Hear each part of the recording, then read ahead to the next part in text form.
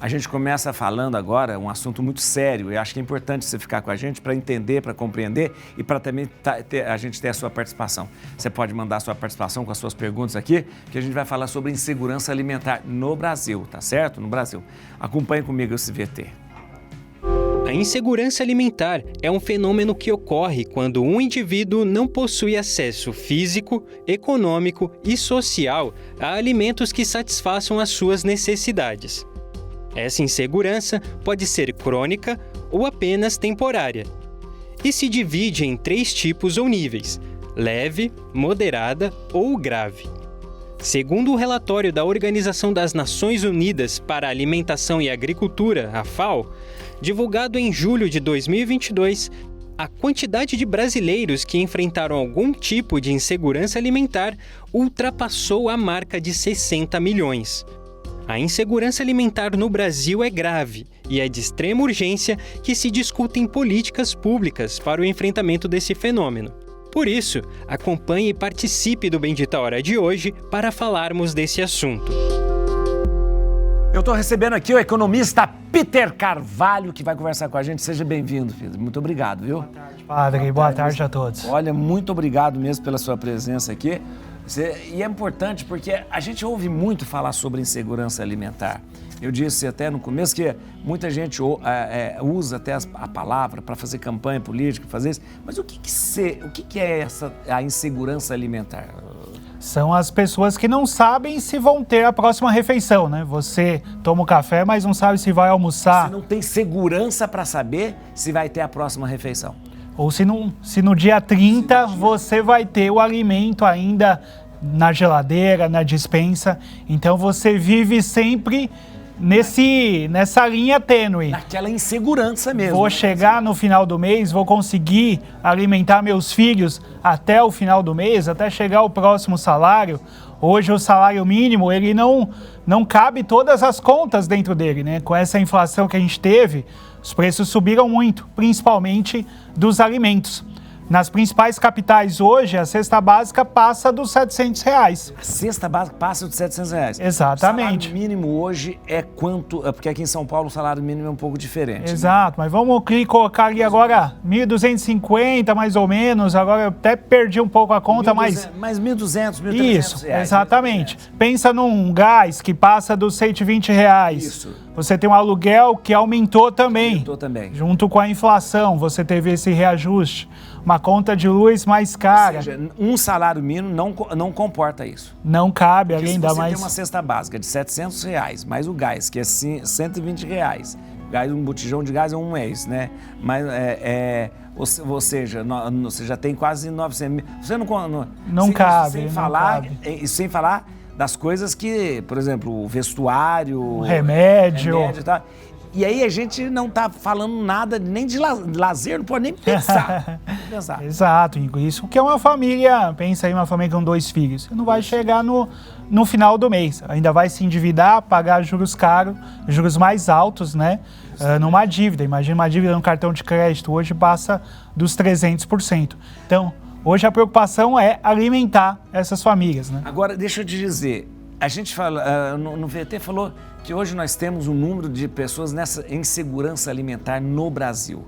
Isso é um fato, Exatamente, é o que a gente vê nas ruas, né? Você vai, qualquer farol hoje, tem alguém pedindo, alguém numa situação de rua. Então aumentou bastante, né? Principalmente reflexo da Covid. Então a gente ficou... Tivemos isso também. Parece que não, mas faz um ano que a gente estava vacinando praticamente. É verdade. Parece que faz muito tempo. Ainda continuamos com casos de Covid, é importante manter a vacinação, mas a Covid trouxe mais reflexos negativos para a economia, que ficou quase 1 ano e meio parada, né? Isso gerou mais desemprego, a gente ainda não recuperou 100% essas posições, os salários não acompanharam a alta dos preços. Agora, essa coisa da insegurança alimentar, ela afeta o mundo todo ou é um fenômeno esporádico, às vezes em alguns países somente? Principalmente os países mais pobres, né? Então a gente, onde a desigualdade social é maior. Vide os países por exemplo, da África, os países até mesmo aqui da América do Sul, né? A gente tem a Argentina, por exemplo, numa situação econômica mais complicada. Então, países com problemas econômicos, com forte desigualdade, vão ter pessoas com fome, né? Importante falar isso, o Brasil ele tinha saído dessa lista e voltou. Isso que eu quero que você me explica, professor. O Brasil tinha saído da lista da fome, conseguiu sair. Conseguimos sair, infelizmente voltamos, por isso agora é um trabalho não só do governo, mas também da sociedade. Se unir para combater, né? A gente teve grandes projetos lá atrás que conseguiram, né, fazer esse importante trabalho. Importante agora a sociedade também se unir para chegar na ponta mais pobre, né? O governo dá o Bolsa Família, né, de R$600, mas hoje a estrutura, né, é muito grande. Você precisa chegar na pessoa ali que está no farol, que não tem nem mais CPF. Que não chegou ali naquela pessoa. Exato, não tem o RG. Então, hoje, você precisa fazer ações mais capilares para chegar em todos os pontos. Então, é importante o trabalho das ONGs, de outras comunidades, da igreja também, para chegar em todas as pontas. Olha, eu vejo isso, na minha paróquia, uma paróquia que não é uma paróquia enorme, mas nós temos lá, são 5.000 famílias que a gente alimenta por mês, 5.000 famílias com cesta básica. São 5.000 famílias que todo mês vão lá pegar a cesta básica, né? Porque a igreja, a comunidade que faz isso, né?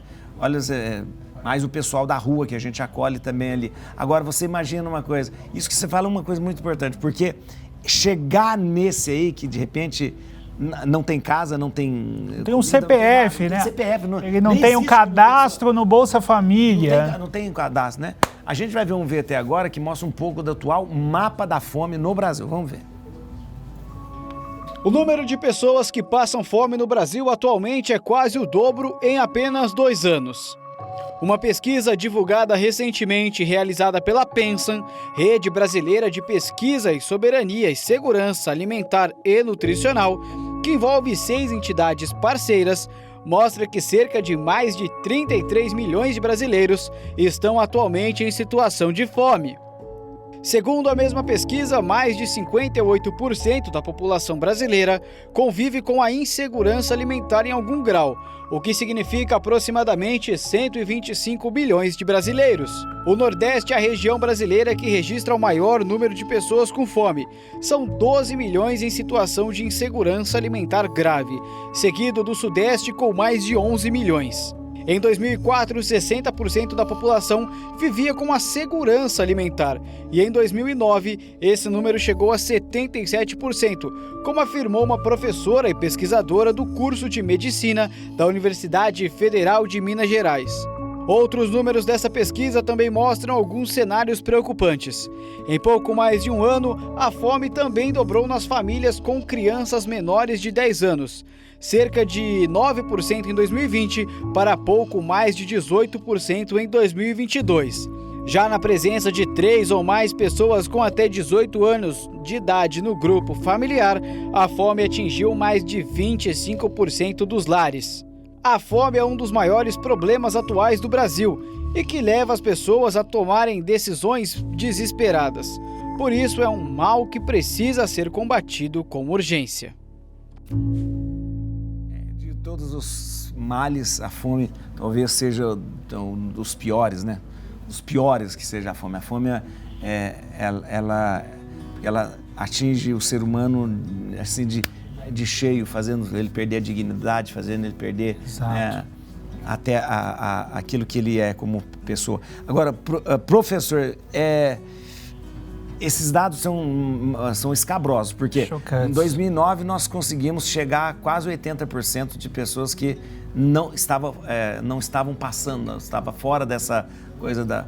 Aí, de repente, em 2009, nós temos agora, nesse ano, quase metade do país em situação de insegurança alimentar. Num país que produz muito alimento, né? A gente está vendo o VT, é um país muita produção agrícola, sim, batendo recorde atrás de recorde. O agronegócio nosso é maravilhoso. O agronegócio do brasileiro é uma das coisas que a gente mais pode se orgulhar mesmo. Exato. Então, hoje a gente tem esse reflexo que é a desigualdade, né?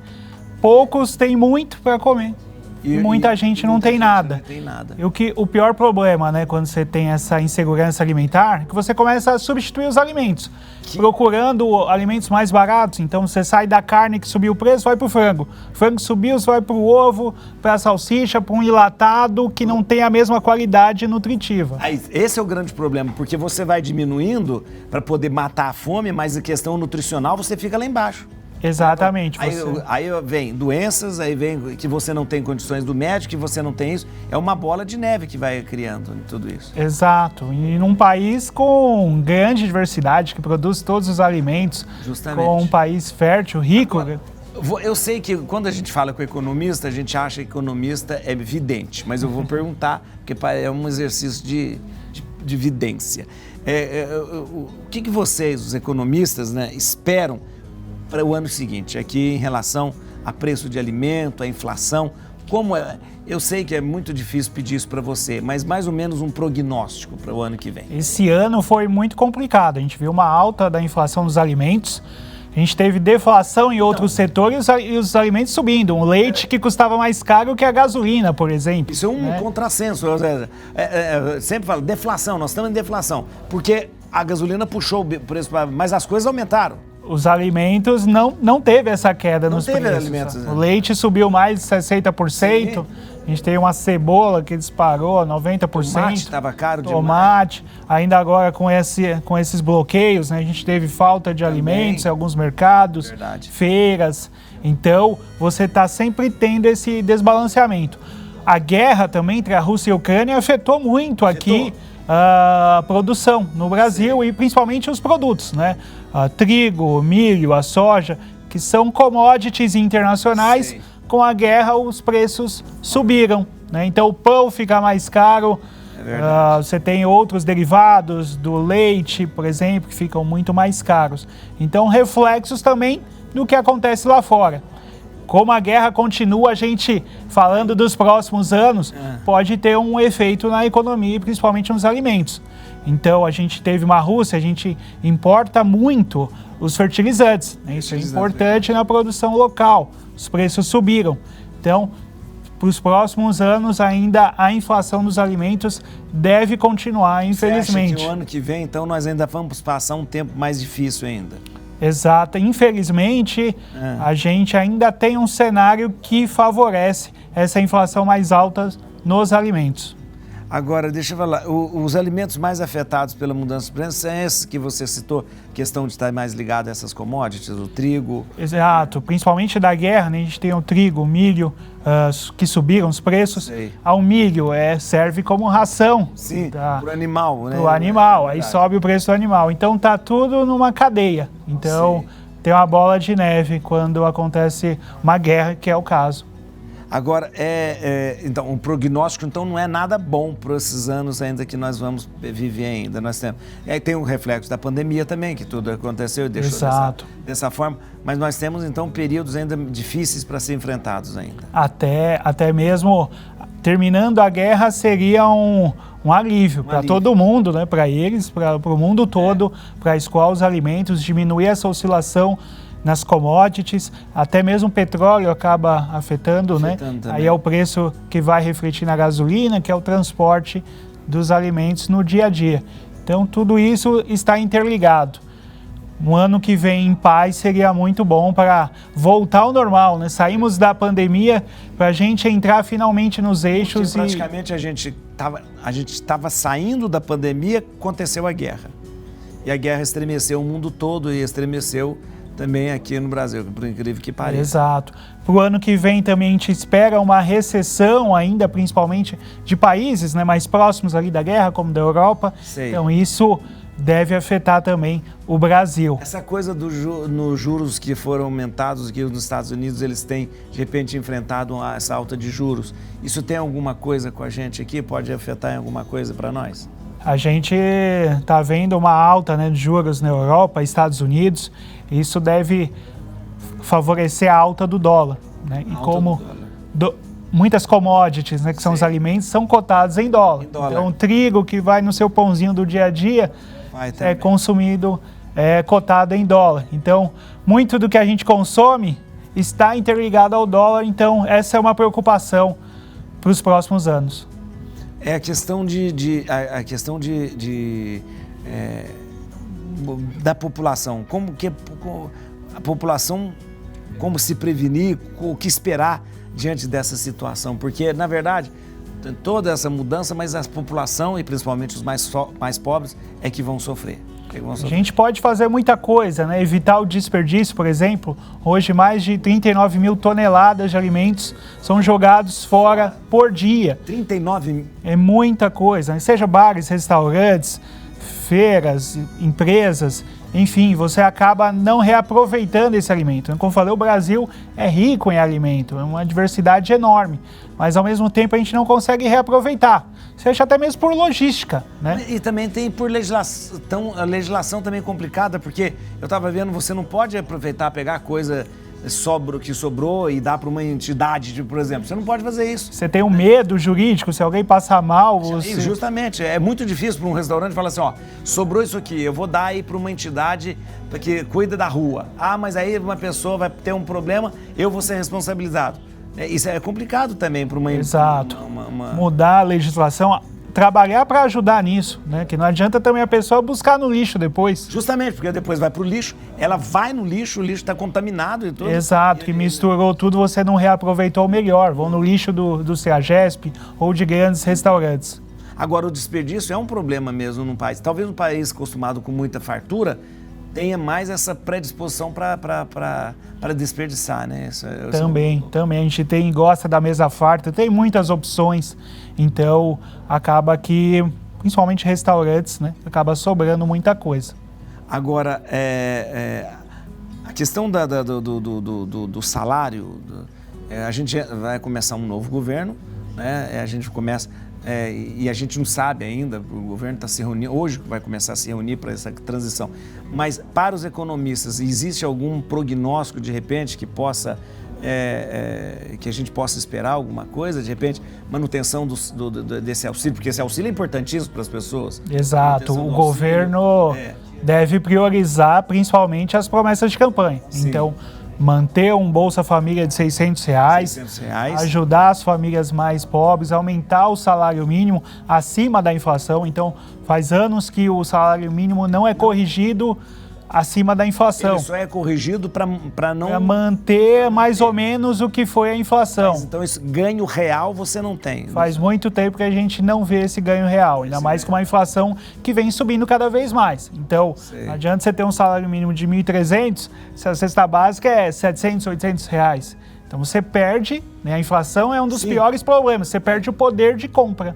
Poder de compra. Olha... Professor, tem uma coisa, assim, é escandaloso a gente ver em países como o Brasil, Índia e tal, que, por exemplo, a gente vê as pessoas passando fome, a gente vê, mas o comércio de luxo no Brasil é um espetáculo, porque o comércio de luxo não foi afetado em nada, nem pela pandemia, nem pela economia, nada, ou seja, as pessoas em shoppings de luxo, as pessoas continuam comprando e gastando normalmente. Parece que esse tipo de coisa não chega nos ricos. Por que isso? Exato. Quem tem mais acaba gastando mais e ganhando mais. É um outro cenário, né? Esse é um reflexo da desigualdade. Sei. Você tem muita gente com pouca coisa e um grupo pequeno de pessoas com todo o capital. Muita coisa. Então essa concentração de renda acaba principalmente aumentando a desigualdade e favorecendo, né? Um setor se beneficia enquanto a maioria acaba perdendo. Por isso é importante a gente trabalhar para diminuir essa desigualdade e principalmente diminuir a fome, tirar as pessoas ali de situação de rua. Principalmente agora, a gente está em São Paulo, as noites ali cada vez mais frias. Sim, a gente está tendo frio aqui em São Paulo. Vocês não imaginam, gente, aqui em São Paulo, a gente está tendo 12, 11 graus na noite aqui. Frio, muito frio mesmo, né? Exatamente. Então, tem que ter essa preocupação e diminuir a desigualdade. Creio que o novo governo tem esse projeto de diminuir essa desigualdade no Brasil e voltar a tirar a gente dessa lista da fome. Essa lista da fome. Agora, esse mapa da fome, ele é um mapa mais ou menos global, né? Ou seja, a gente tem aí mais ou menos a ONU que organiza isso. O Brasil tinha conseguido sair, volta, mas se ele conseguiu sair uma vez, ele pode sair outra vez também. Exato. A gente teve lá atrás muitos trabalhos sociais que conseguiram juntar a sociedade em prol, né, desse objetivo. E agora, para os próximos anos, é voltar a fazer esse trabalho, que é um trabalho contínuo, né? Não pode parar. Pode parar, senão retrocede, como retrocedeu. Agora, o que você falou é muito interessante. Não é só o governo, não é só a sociedade, mas é um conjunto, né? Sociedade e governo trabalhando juntos nesse momento, né? Todo mundo olhando, por exemplo, as igrejas que conseguem ver ali a sociedade mais perto, conseguem até mesmo saber, tal pessoa precisa, consegue ter esse mapeamento mais próximo. Eu digo assim, a gente que está mais ou menos ali na ponta com o pessoal, a gente sabe o que é o passar fome da pessoa, o que a pessoa ir buscar e falar, não tenho, né? O que a pessoa falou, não tem onde morar, né? Isso a gente tem contato, eu tenho contato com isso todos os dias.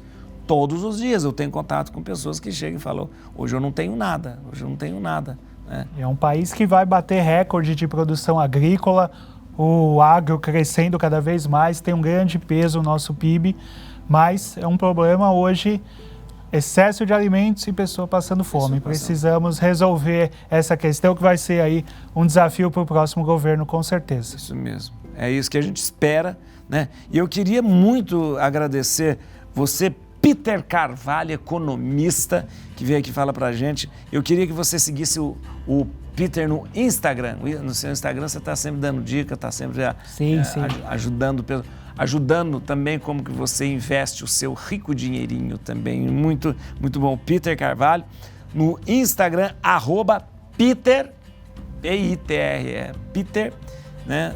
Carvalho, Peter Carvalho. Você vai seguir ele, para ele estar sempre dar as dicas para você também. Isso é muito bom também, porque em economia a gente não entende patavina, e vocês falam muito complicado também, né? A gente não entende, então é muito bom ter aí alguém, um consultor aí, para te ajudar, né? Né? Simplificar todo esse desafio. Um dia você podia vir falar de bolsa, que a gente não entende porcaria nenhuma, negócio de bolsa, né? Na próxima vez, padre. É verdade, como que qualquer um pode investir na bolsa, essas coisas. Vamos lá, a gente não tem dinheiro para comer, vai investir na bolsa, né? Infelizmente, algumas pessoas têm, outras não têm. Né? Mas é importante também cuidar para você não... Quando você perdeu o emprego, você ter uma reserva de emergência, se proteger e não passar necessidade. Isso é importante. Isso pode acontecer com qualquer família. Se você fica desequilibrado, chega um momento de uma crise, você perde o emprego, você acaba não conseguindo pagar todas as contas, aí vira uma bola de neve. Então é importante, quem hoje tem, proteger o rico dinheirinho. É verdade. Exatamente, para não, em momentos de crise, você conseguir superar isso. E até mesmo depois ajudar as outras pessoas também. @Peter Carvalho no Instagram. Siga agora o Peter Carvalho. Peter, muito obrigado. Obrigado mesmo. Padre. Muito obrigado mesmo, olha, pela sua presença aqui.